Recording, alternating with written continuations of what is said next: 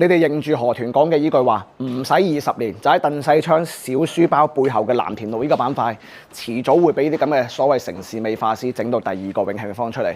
因為呢啲屋咧，你冇翻咁上下實力咧，你係搞唔到嘅。但係你依家見到啦，每個月出2、3棟，每個月出2、3棟，真係唔使20年，可能10年到，成條街道環境咧都係啲咁嘅城中小別嘢㗎啦。咁當年你哋嘅愛理不理，造就咗呢個城市美化師出嚟啦。嗱，門前嘅位置咧就已經抬高咗㗎啦，你哋咧唔需要擔心呢個水浸嘅問題嘅。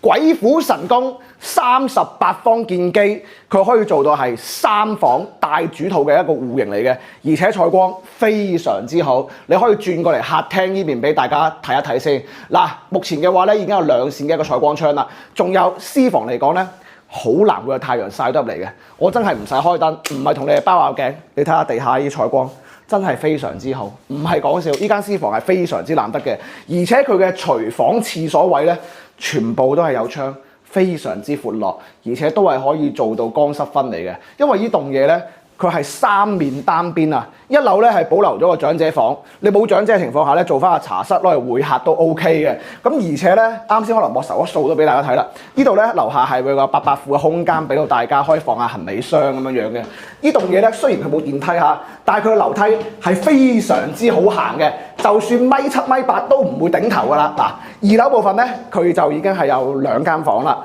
咁每一間房嘅空間咁咧，絕對係可以俾你放到床，同埋預留好咗啲櫃位，單邊位置係嘛？採光面非常之好，3邊落床位。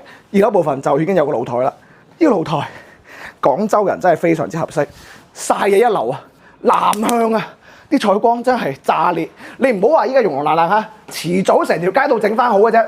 就睇下啲城市美化師佢嘅功力去到邊度啦。咁啊50方入正，實用咧去到118方嘅，即係200零萬。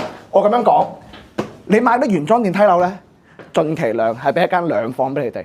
但係呢啲200零萬一棟過，有天有地，車雖然到唔到門口，但係距離鄧世昌小學即係我哋藍田路嘅馬路邊咧，非常之近嘅。268有興趣關注我團，帶你過嚟睇。